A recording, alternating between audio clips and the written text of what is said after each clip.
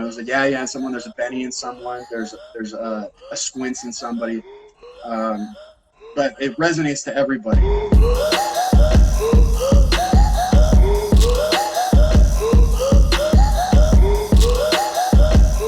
There you go. How's it Is that going, better? Mr. Marty York? Yes, a lot better. How are things going, man? They're going good, man. It's you know, they're going as good as they can be being quarantined, and you know, just chilling in the house and you know, trying to be productive. So yeah, Yeah, looks like you're doing back-to-back interviews today, huh? yeah, I'm trying to stay busy. I mean, it's crazy. You know, they just came down that this is going to be like this for probably another month. Yeah, no, I'm going to lean in occasionally because it's hard to hear for some reason. Oh, okay. So thank you so much for joining in, everyone. This is Marty York. You may recognize him from The Sandlot. 27 years ago this week, The Sandlot released. So, Marty, I just want to kind of talk about where were you 27 years ago today? Well, 27 years ago, you know, we shot the movie. Well, I'll start by saying, like, I came from a small town in Northern California, and I moved out here when I was about 10 to get into the entertainment industry. And the first thing I did was, my aunt was actually a casting director for extras. So all the background people you see in films, my aunt cast those people. So she, the first thing I ever did was actually move with John Candy. It was a movie called Delirious. I don't know if you ever see that movie. It was John Candy, Mariel Hemingway. Um, I basically had a little part with John Candy. It was like, I think maybe a line. And that was like my first thing I ever did. And um, ever since then, you know, I've been doing stuff. Well, actually, after that, my aunt sent me to an agent that was a friend of hers, and the agent, I auditioned for the agent, and my first audition was for a Colgate toothpaste commercial. That was my first actual like big gig that I had, and I shot that at 12 years old. I shot that, and then after that, I didn't get anything for about a year. I was auditioning for things, and nothing was coming along, and then Sandlot came along in I think it was 1992. Sandlot came along, and I actually auditioned for a different character. I auditioned for Bertram.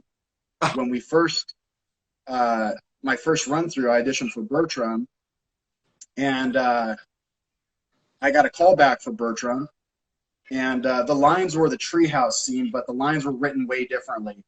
The movie wasn't even called Sandlot at that point. It was called The Boys of Summer, Oh, but okay. that would have been a copyright. Um, and so I auditioned for Bertram, and I auditioned actually twice at a place in Hollywood, or actually in Sherman Oaks here, called the Sportsman's Lodge. And the second audition, basically they're like, yeah, you're cast in the film. And I was like, oh, awesome. So basically they put together all the guys, and they sent us to a baseball field here in Los Angeles.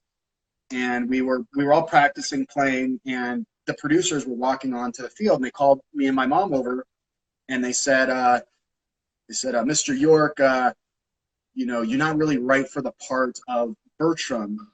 However, we do have another role for you. We have a character called Yeah. It's a bigger part in the film, and we'd like you to read for that. So, you know, I was like all excited, and then I was like let down because I was like, shit, I'm not gonna, you know, now I'm done now. Like, what if I don't get Yeah? So the character called for like a really skinny tan kid that had a ton of energy. So my mom actually bought one of those giant Hershey's bars, and she gave it to me before the audition. And I ate it, and I went in there, and at the end of the audition, I remember David, Mickey Evans, and some of the other producers actually stood up and started clapping. And that's when I was like, all right, I got it. So that was the beginning of that. That's awesome, man. So, you know, from that moment after, how did your life and career change from that film? it went really well after that. Like after Sandlot, I mean, I was a big fan of so many shows when I was a kid, and then I would be on that show the next week. So like after Sandlot, like I used to love Saved by the Bell, and I'm sure a lot of kids out there did. You come home from school and watch Saved by the Bell. So I remember I auditioned for Saved by the Bell, and then the next I got the call that I was going to be on Saved by the Bell, and I was like, oh my god, I'm going to meet all the Saved by the Bell guys. This was when the actual Saved by the Bell was over, and then they had Saved by the Bell the college years, but it still had the same people. Mm-hmm. So I just did tons of stuff after that. I was on Boy Meets World, had a recurring role in that, and did a lot of other famous '90s TV shows. And my career was kind of like going like this until I was about 17. I started getting really burnt out, and I used to drive to Hollywood every day from school. I would wake up at about 7, go to school for 8 or 9 hours, and then I would go to Hollywood, which is like 60 miles away from where I was living at the time, and drive back 60 miles. So one day I fell asleep at the wheel. My car went over a 2-lane road, and I crashed 60 miles an hour into another vehicle, and the engine came through and actually shattered my legs. After that, I was airlifted to the hospital, and basically that was a big turning point in my career. I had no idea. I did not know that that part of your story. For everyone that's just joining in, this is Marty York. You may recognize him from The Sandlot. He played in Saved by the Bell and some other projects throughout his career. So we were just talking about kind of his life and his journey. By the way, for people just joining in, I'm having a kind of a hard time hearing. So if I lean over occasionally, don't think it's weird, all right?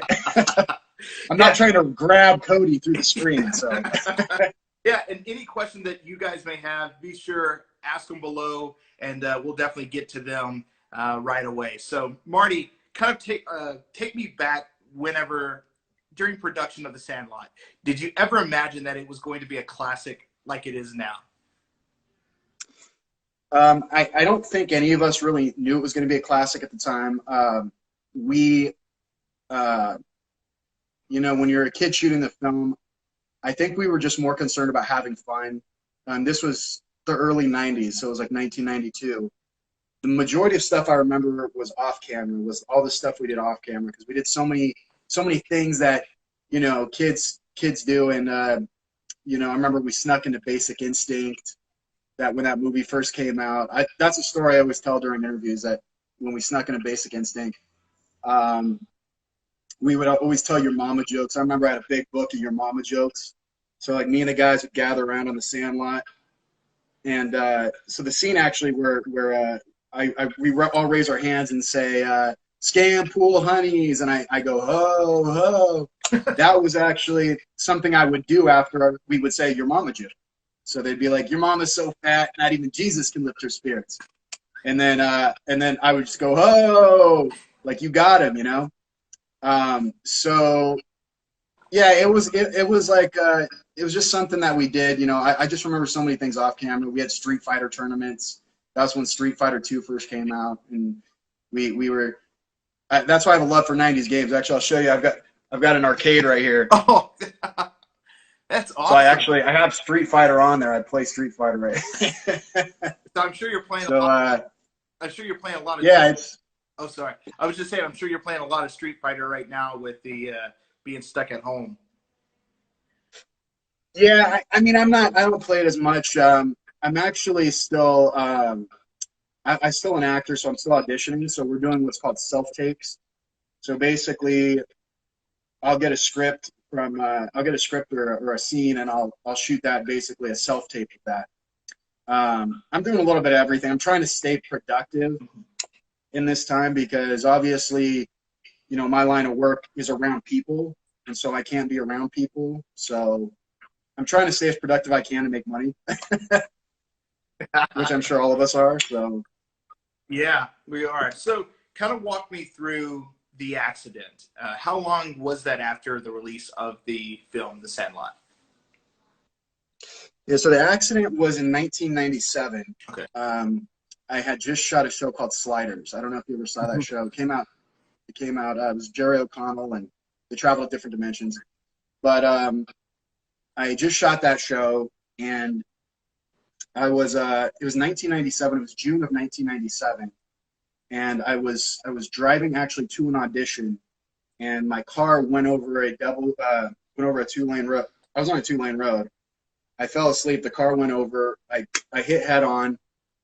I don't remember anything, but I was airlifted to a hospital as I had so many.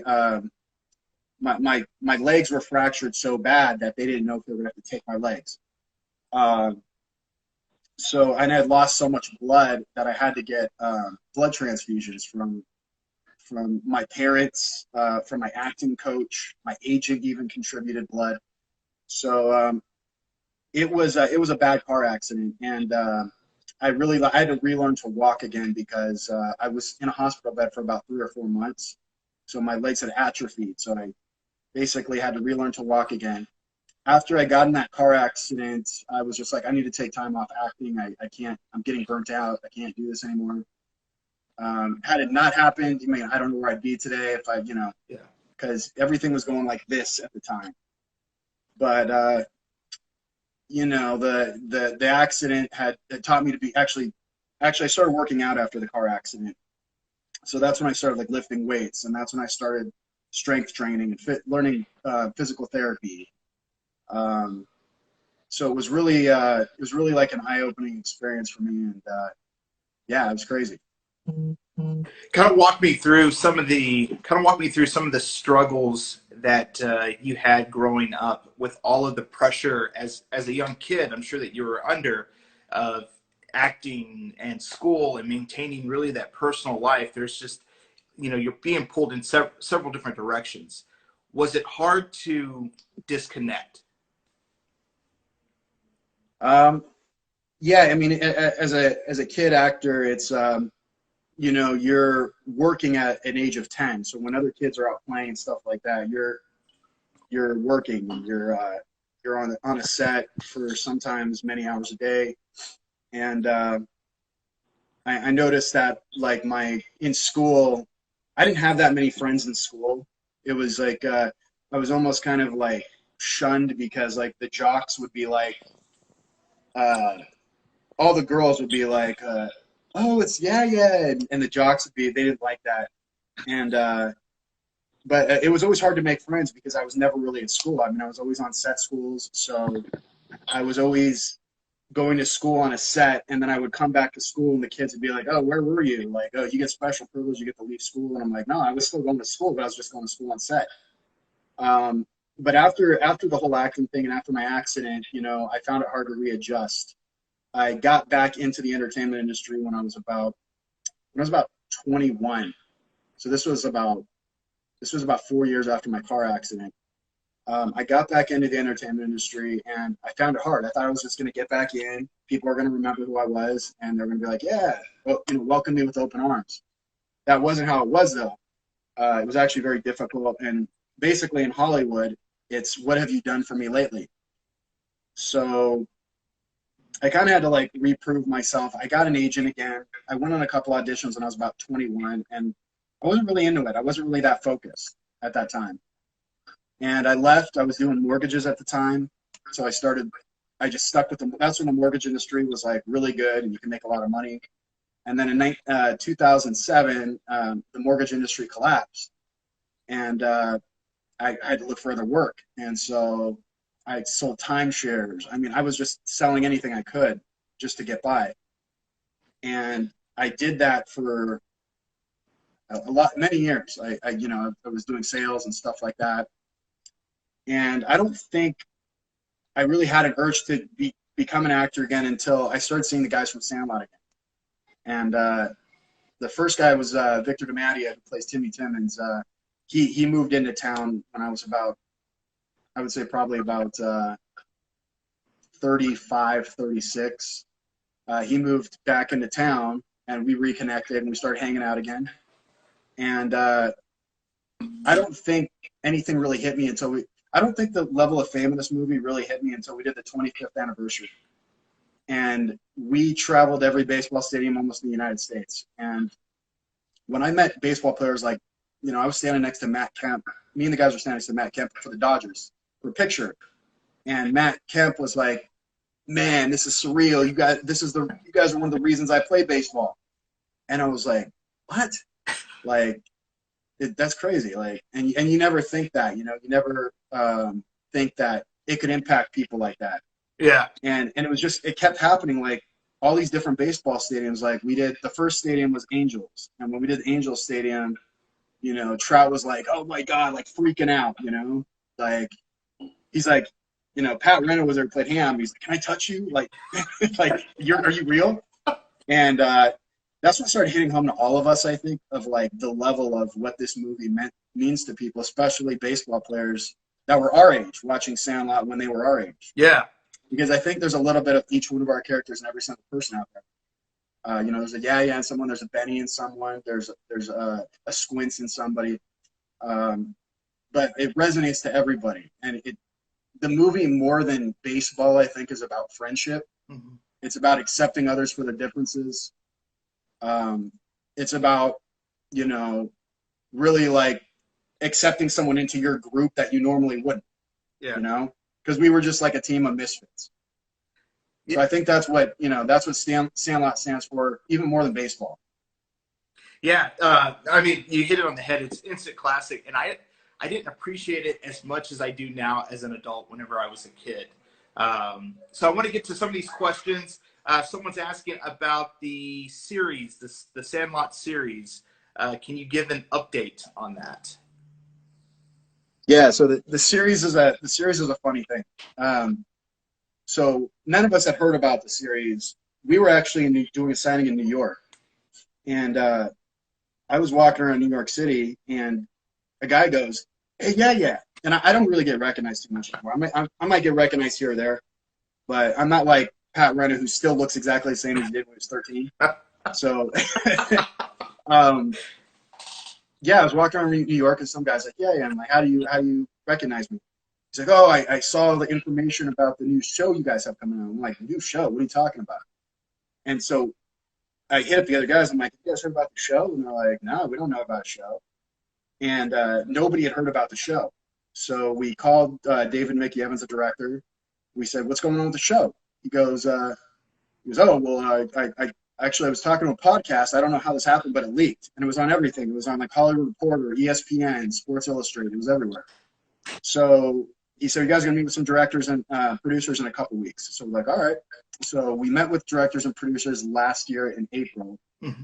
And the show was slated for filming around the end of last year, when because Sandlot's a Fox movie. Okay. So Disney bought Fox. So when Disney got a hold of it, they were like, "Yeah, we want to do this film." I can't really go into too much detail about the show, but there is some other plans. There's a prequel that they're looking to do that's going to actually be in movie theaters. Hopefully movie theaters will still be around when this is done, by the way. Yeah. They're talking about AMC being shut down or something, or no longer existing because of this. Like they might be bankrupt after this, which is going to be horrible. Yeah. Because I think movies are meant to be seen in theaters. But as far as the show goes, keep your fingers crossed, all right? And I can't go into too much detail. I could get in trouble, but there's something in the works. Let's see what else we have here. Have you ever had people come up and admit that you were their crush growing up? I mostly get Benny was my crush, but I did have one girl. We did when we actually did the 25th anniversary. We went back to the Sandlot, so they had us lined up on a stage, and we actually recreated the bit of the trash talking scene with Phillips. So Will Horniff came down, and Ham and him did the recreation. So we did a whole thing, and people were asking us questions out of the audience, and one girl was like, "Oh, can I give Yaya a hug?" And I'm like, "Oh, thank you. Sure. Yeah. Come up here." I mean, it's it's cool to have that. But more than anything, I just like being a part of this cast. I love these guys, and these guys are like, we're brothers. We've done so many signings all over the United States, and it's so cool to like do signings with these guys as adults, because we do things adults can do now. Like, we're no longer kids.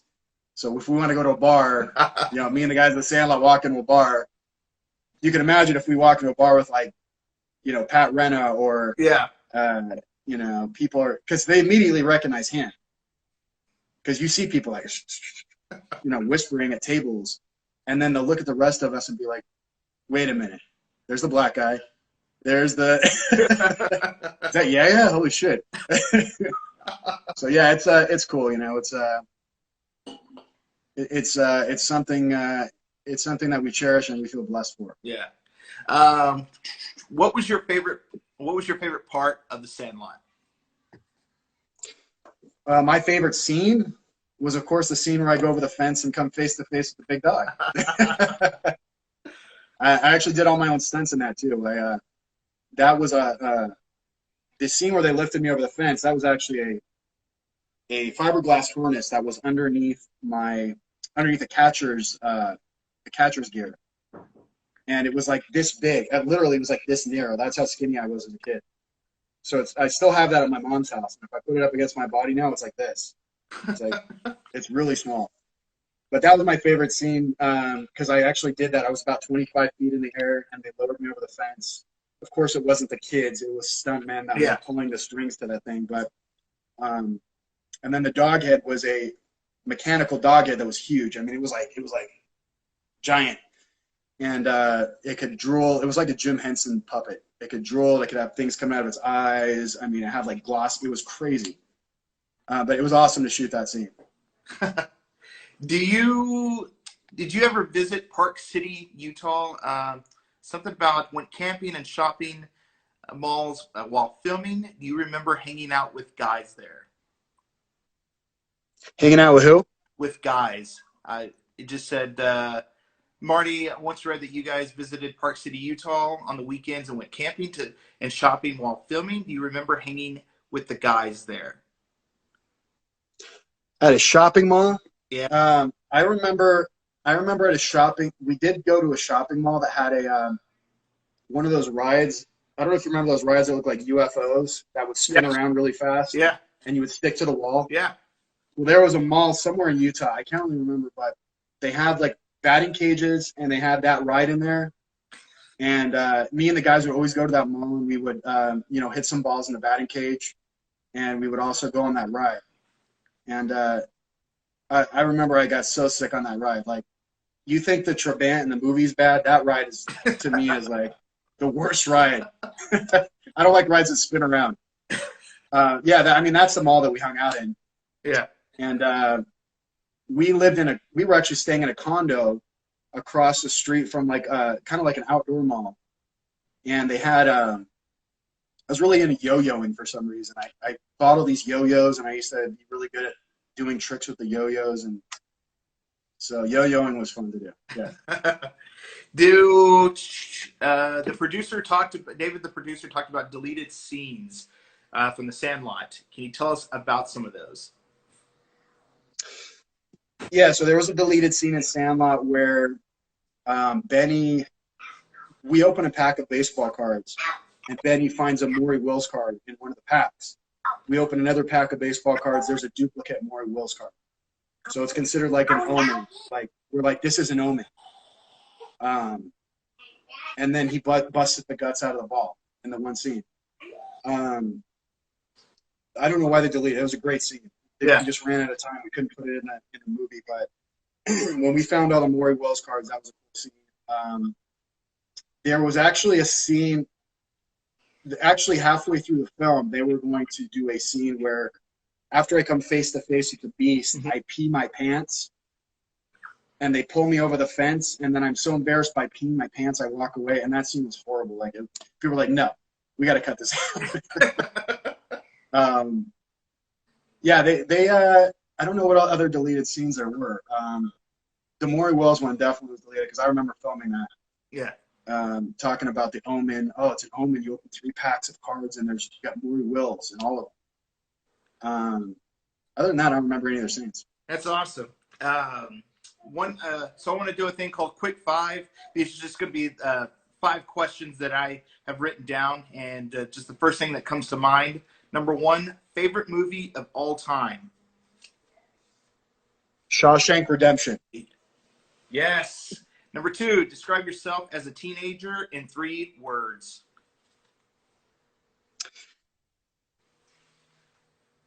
Badass motherfucker.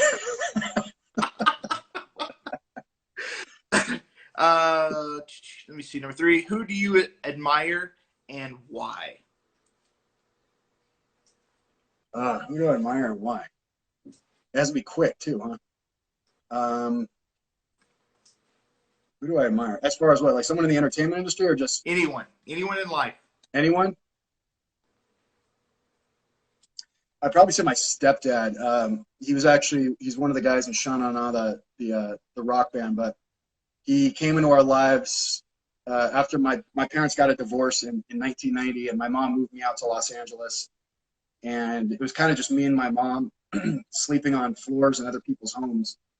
We were dirt broke, and I remember, he came in he was my singing coach. My mom wanted me to do everything, so she got me into dancing, she got me into singing, and he was my singing coach. And then he ended up coming into our lives and taking care of 3 kids that weren't even his, which to me is that's reputable, and that's any guy that's willing to take care of kids that aren't his own, to me, gets a star. I mean, that's a noble deed. Man, awesome story. All right, you kind of showed me this, but I'm curious of what else you have. But your favorite item in the room that you're currently in and the story behind it. Oh, favorite item in the room I'm currently in. Well, I'll show you something cool. Hold on a minute. So this is my first baseball card. I don't know if you guys can see it. That's awesome. Don't ask me how I had that waiting. This is my first baseball card, and then on the back of the card, it says it's like gives like a little spiel about yeah, and then this baseball right here. This is actually signed by all of us after we got done filming the movie. So it's signed by James Earl Jones. It's signed by Karen Allen. It's signed by I'll read something off the baseball. It says, to Marty, take care of yourself. Stuntman, Mike Vitar. And then some of the guys wrote, Marty, yeah. Oh, because I told you I did that thing. Marty, stay cool. Brandon. So yeah, all the guys signed this after I was done with the movie. So this ball is like, and it's signed by James Earl Jones, which is amazing because that guy has been in some of the greatest movies of all time. The Lion King. We all know. I don't even have to say it, but yeah. It's signed by Karen Allen. It's signed by Dennis Leary. It's signed by Art LaFleur, the Babe. So this baseball is probably, and this card are probably my 2 favorite things in this room. That's awesome, man. That is great. So that's everything that I have. Here's my second baseball card, by the way. Oh, that's the other one. Man, that's awesome. I have a total of about 4 baseball cards now.